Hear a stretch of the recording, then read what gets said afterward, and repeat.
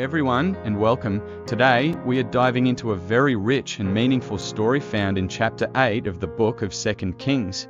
This chapter has three main sections that teach us about God's providence, His justice, and His faithfulness amid challenging circumstances and even in complex political situations.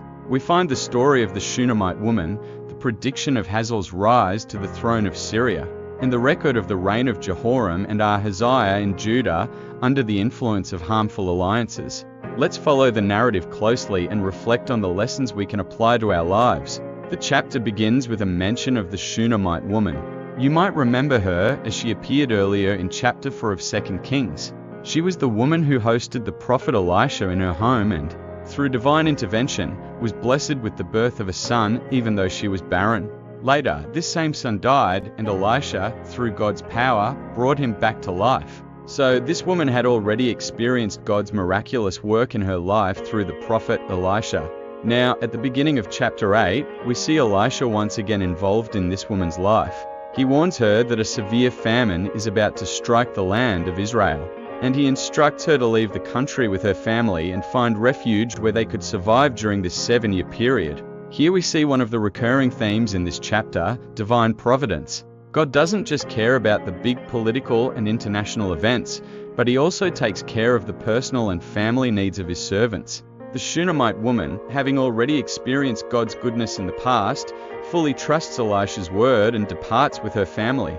The famine lasts for 7 years, and the woman, obedient to Elisha's instruction, lives among the Philistines during this time. When the famine finally ends, she returns to her land, only to find her property occupied. At this point, she goes to the king to ask for the restoration of her home and her land. This scene teaches us an important lesson about perseverance and faith. Even after a long absence, the Shunammite woman trusts that God can restore what was lost. Now, a fascinating detail of the narrative unfolds at the exact moment when the woman approaches the king. Elisha's servant Gehazi is recounting to the king the great deeds of Elisha, including the miracle of bringing the Shunammite woman's son back to life.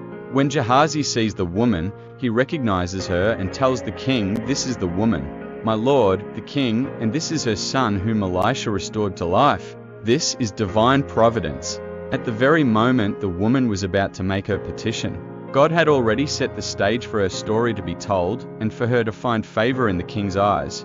The king, upon hearing the story, not only orders that her land be returned to her, but also commands that she be given all the income that her land had produced during the 7 years she was away. This is a clear example of the complete restoration that God provides. God not only protected this woman and her family during the famine, but also made sure that everything she had lost was returned. This story teaches us that God is a God of restoration. He sees what we have lost, He sees our struggles, and He acts at the right time to restore what has been taken away. After this story of restoration, the chapter shifts its focus to the political situation in Damascus, the capital of Syria. King Ben-Hadad, who had fought against Israel on several occasions, is now gravely ill. He hears that the prophet Elisha is in Damascus and sends one of his most trusted servants, Hazael, to ask the prophet if he will recover from his illness. Hazael brings a great number of gifts, carried by 40 camels, showing the importance and reverence the king has for Elisha, as well as his concern over the seriousness of the situation. When Hazael meets Elisha, he asks the question on the king's behalf, "Will King Ben-Hadad recover from this illness?" Elisha responds in an interesting way. He says, "Go and tell him, you will certainly recover, but the Lord has shown me that he will surely die." Here we see the complexity of prophecy and divine knowledge. Elisha knew that, although the illness itself was not fatal, something else was about to happen. God had revealed to Elisha that Hazael was about to betray the king and take the throne. In a profound moment, Elisha looks at Hazael so intently that Hazael becomes embarrassed, and then the prophet begins to weep. Hazael, confused, asks why the prophet is crying. Elisha responds that he knows the atrocities Hazael will commit against Israel. He will set fire to their fortresses, kill their young men, dash children to pieces, and rip open pregnant women. Hazael, shocked, defends himself by saying, "How could your servant, a mere dog, do such a terrible thing?" But Elisha already knew that Hazael was destined to become the next king of Syria and to bring great destruction upon Israel. Hazael returns to Damascus and tells King Ben-Hadad that he will recover, as Elisha had instructed. However, the next day, Hazael makes the decision to assassinate the king. He soaks a cloth in water, covers Ben-Hadad's face until he dies, and thus Hazael becomes the new king of Syria. This is a powerful moment in the narrative because it shows us God's perfect knowledge of human hearts and intentions. Elisha knew that Hazael would become an instrument of judgment against Israel, but he also understood the cruel consequences of his rise to power. The kingdom of Syria under Hazael would bring great suffering to Israel, but at the same time, it would serve as a means by which God would discipline his people for their disobedience. Now, the narrative shifts to the kingdom of Judah, where Jehoram, the son of Jehoshaphat, is reigning. Unfortunately, Jehoram does not follow the good example of his father. He marries Athaliah, the daughter of Ahab and Jezebel, and this marriage brings harmful influences to the kingdom of Judah. Jehoram adopts the wicked practices and idolatry that had characterized the kingdom of Israel under Ahab and Jezebel, leading Judah away from the ways of the Lord. During Jehoram's reign, Edom, which had been under Judah's control, rebels. Jehoram tries unsuccessfully to subdue the rebellion, but Edom manages to break free from Judah. This is a reflection of the decline of Jehoram's reign.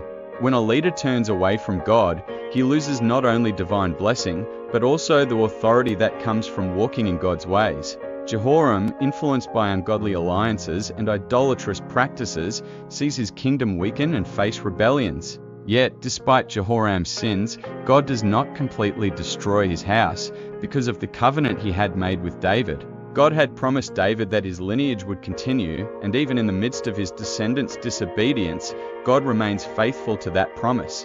Here we see once again God's faithfulness in action. Even when we are unfaithful, God is faithful to his promises. He does not abandon his people, even when they stray from his ways. After Jehoram, his son Ahaziah takes the throne of Judah. Unfortunately, Ahaziah follows the same wicked path as his father and continues to be influenced by the house of Ahab through his mother, Athaliah. He aligns himself with King Joram of Israel, the son of Ahab, in a battle against Hazael, the new king of Syria. During the battle, Joram is wounded, and Ahaziah goes to visit him in Jezreel, where they would later be found by Jehu, whom God had raised up to bring judgment upon the house of Ahab. This final section of the chapter reveals how the influence of bad alliances and poor spiritual decisions can affect generations. Both Jehoram and Ahaziah strayed from the ways of the Lord, following in the footsteps of Ahab and Jezebel. And this brought consequences not only upon themselves, but also upon the people of Judah and Israel. Reflecting on this chapter, we can draw several important lessons for our lives. First, we see God's providence and restoration in the story of the Shunammite woman. Even when we face hardships, God is working behind the scenes to restore what has been lost. He sees our needs and cares for us during times of scarcity and difficulty. We also learn the importance of seeking God's counsel, as the Shunammite woman did by following Elisha's guidance. Often, God uses his servants to provide direction and wisdom during uncertain times, and we must be willing to listen and obey. Additionally, the story of Hazael teaches us about the seriousness of our heart's intentions. God knows our deepest motives and understands what we are capable of even before we make those decisions. We must be vigilant about what lies within our hearts and always seek God's will so that we don't become instruments of destruction.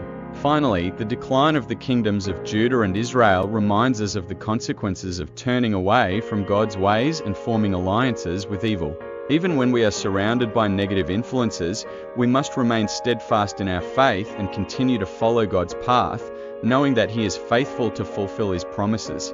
As we reflect on the themes from this chapter, let's also consider how the stories of the Shunammite woman and Hazael apply to our lives today. The Shunammite woman's journey reminds us that faith and obedience can lead to divine provision. She took the risk of leaving her home based on the prophet's word, demonstrating great trust in God's plan. In our lives, we may encounter situations where we must step out in faith, trusting that God will guide and provide for us. Whether it's a career change, a move to a new city, or even a new venture, we can learn from her example that God is with us, protecting us along the way. On the other hand, Hazael's rise to power is a warning about the dangers of ambition and the willingness to betray our integrity for gain. Hazael's decisions, rooted in deceit and violence, ultimately led to destruction not only for himself but also for many innocent people. This is a poignant reminder that our choices carry weight and consequences. We must remain vigilant against the temptation to seek power or recognition through dishonest means, as such paths led us away from God's purpose. Now, considering the political landscape of Judah and Israel during the reigns of Jehoram and Ahaziah, we are reminded of the importance of wise leadership. Leaders set the tone for their nations and communities, influencing the values and behaviors of those they led. It's crucial that we seek leaders who uphold godly principles and lead with integrity. In our own spheres of influence, be it at work, in our communities, or within our families, we can embody the values of Christ, demonstrating love, honesty, and justice. Furthermore, the alliances formed between Ahaziah and the house of Ahab show us the potential dangers of compromising our beliefs for the sake of relationships or political gain. We must be cautious about who we associate with and the influences we allow into our lives. As believers, we are called to be lights in the world, not to conform to its ways. We should build relationships that encourage us in our faith and lead us closer to God rather than away from Him. As we conclude our reflection, I encourage you to take a moment to consider the areas of your life where you might need God's guidance. Are there decisions you're facing where you need clarity? Are there relationships that may be leading you astray? Spend some time in prayer, asking God for wisdom and direction.